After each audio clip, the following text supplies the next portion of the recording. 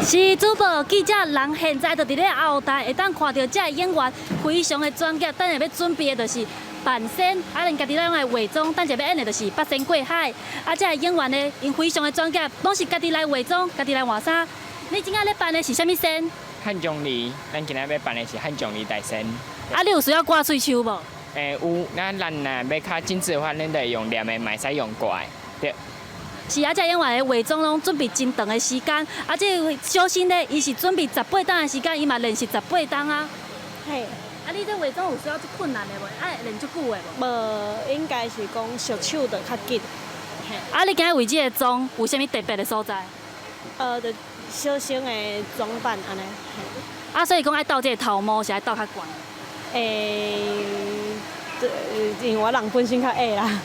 嘿啊，我人本身较矮，所以斗较悬的会使增加一下身高度安尼。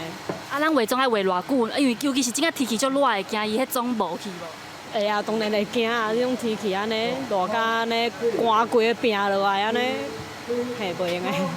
现在家己天气是非常热，天气有到38度遐尼悬，演员是流到规身躯汗，衫一领一领塌起哩，这也是野台戏辛苦的所在。以上是记者陈选柯敏哲伫现场上新的连续报道。